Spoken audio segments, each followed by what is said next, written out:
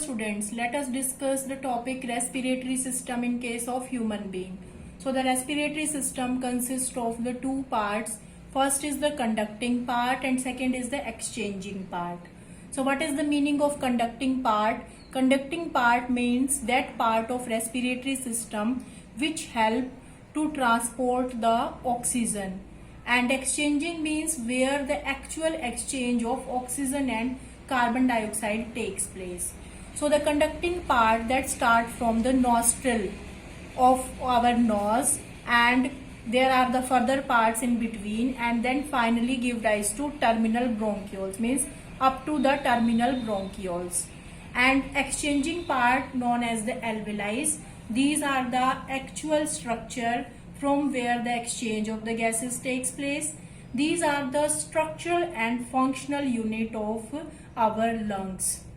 So firstly discuss the conducting part. So the first conducting part, that is the, you can say, the nostril. The nose is there and the nose have the opening. So these openings are known as the nostril.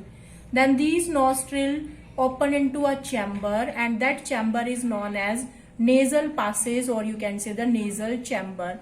And in this passage there are the very fine hairs which filter the air, and if any dust particle enter into with the air, then there will be the sneezing and removal of that dust particle outside. So these hair present in the nasal chamber help in the filtration of the air.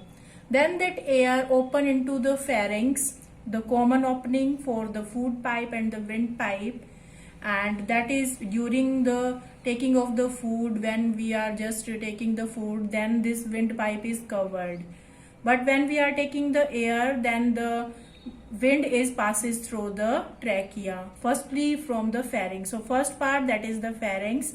After that the larynx is there. So larynx, it is known as the voice box because it is the voice producing organ.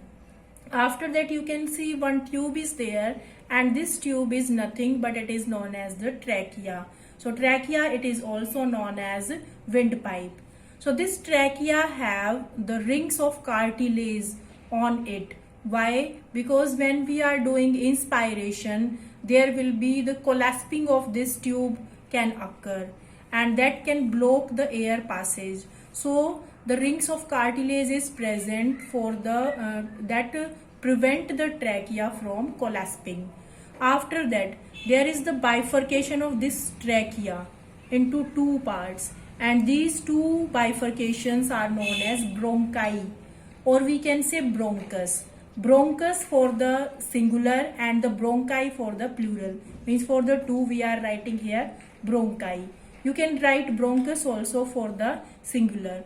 Then this bronchus further bifurcate into primary bronchioles, then these primary bronchioles further bifurcation, secondary, then tertiary, and then finally the terminal bronchioles.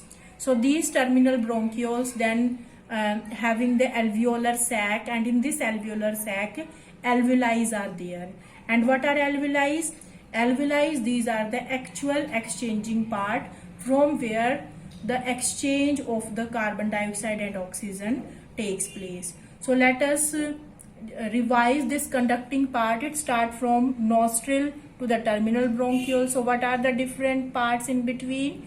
First, the nostril, nasal chamber, pharynx, larynx, trachea, bronchi, primary bronchioles, secondary bronchioles, tertiary bronchioles, terminal bronchioles, and finally the exchanging part, that is the alveoli. So these are the exchanging part. So there are the two lungs in case of respiratory system, and these lungs are covered ventrally by the rib cage. These are the ribs which are arising from the sternum. Sternum, that is the breastbone present on our chest, and these ribs are arising from the sternum. So these ribs protect the lungs and also help in the expandation and contraction of the lungs. Here one thing is very important, that is the diaphragm. So this diaphragm play very important role. This diaphragm, it is a muscular flap which differentiate our thoracic cavity and abdominal cavity. There are the two cavities in our body, thoracic and the abdominal. In the thoracic cavity, our heart and our lungs are there, but in the abdominal cavity, other organs are present. So this diaphragm, when we inspire, this diaphragm contract, goes in the downward direction so that the lungs cavity can increase, so our lungs can take more oxygen. So this help in the expansion of the lungs. So this diaphragm move in downward direction. In our next topic, we will discuss the mechanism of inspiration and expiration. There you will discuss the function of this diaphragm. So I think that is clear to you.